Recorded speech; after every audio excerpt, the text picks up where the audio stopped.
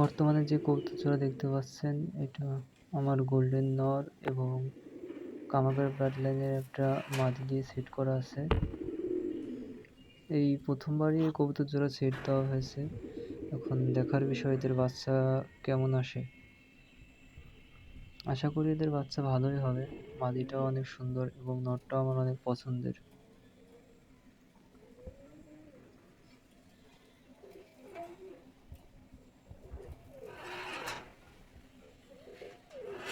এখন উপরে যে কবুতর জোড়া দেখতে পাচ্ছেন এটা আমার টেডি 41 নাম্বার এবং মাদিটা টেডি 88 ব্লাড লাইনের একটি মাদি।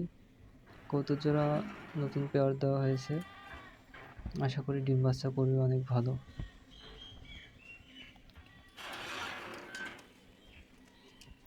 এটা আমার টেডি 88 এর মেন পেয়ার। আসলে দুইটা 88 না, নরটা 88 ব্লাড লাইনের এবং মাদিটা সাকিব ব্লাড লাইনের। এখন যে কবুতর জোড়া দেখতে পাচ্ছেন এটা আমার টেডি 41 ব্লাড লাইনের একটি কবুতর। এই কবুতর জোড়া দুইটা বাচ্চা আছে বর্তমানে। বাচ্চা জোড়া অনেক সুন্দর হয়েছে।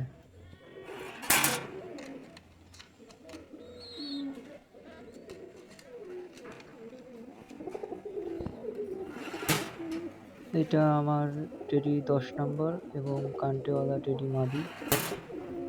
কবুতর জোড়া বাচ্চা অনেক সুন্দর হয় এবং এদের কোয়ালিটিও অনেক সুন্দর, যে কারণে এই কবুতর জোড়া অনেক পছন্দ হবে। তো উপরে আমার কবুতরের বাচ্চা যেগুলো আছে সবগুলাই রাখা আছে। এখানে 88 এর বেবি আছে, তারপরে আপনার চীনা কামাগারের বেবি আছে, গোল্ডেনের বেবি আছে, এরকম 8-10টা মতো বেবি এখানে রাখা আছে।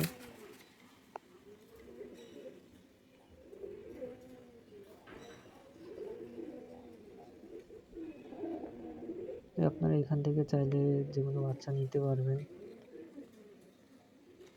উপরে যে এইটা হলো চীনা কামাগারের একটা নর বাচ্চা, মাদিটা খাঁচার ভিতরে রাখা আছে। উপরে 2-3টা 4-5টা বেবি আছে উপরে।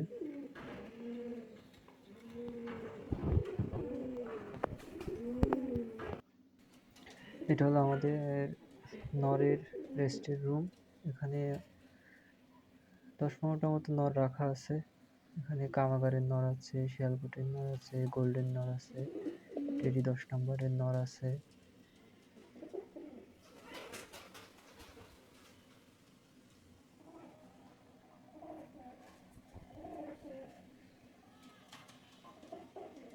আস্তে আস্তে এই নরগুলো পেয়ার দেওয়ার চেষ্টা করব। মাদি স্বল্পতার জন্য দেওয়া হয় না। এখন যে কবুতর জোড়া দেখতে পাচ্ছেন এটা টেডি পেয়ার নতুন ডিম দিছে। আশা করি এদের বাচ্চা ভালোই হবে।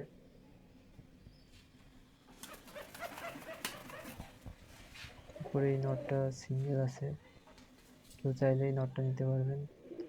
আর এখানে 3টা মাদি রেস্টে দেওয়া আছে। গোল্ডেন মাদি আছে, চীনা কামাগারের একটি মাদি আছে এবং টেডি মাদি আছে এখানে।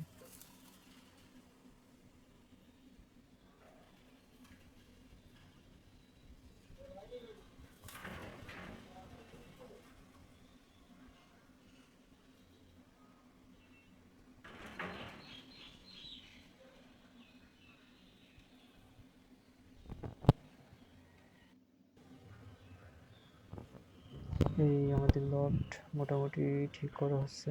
এই যে কাঠ দিয়ে বানানো, এটা রেস্টের রুম বানানো হবে। আর লফটের অবস্থা আপাতত বেশ ভালোই আছে। সবাই দোয়া করবেন যেন কবুতরগুলো সবসময় ভালো থাকে।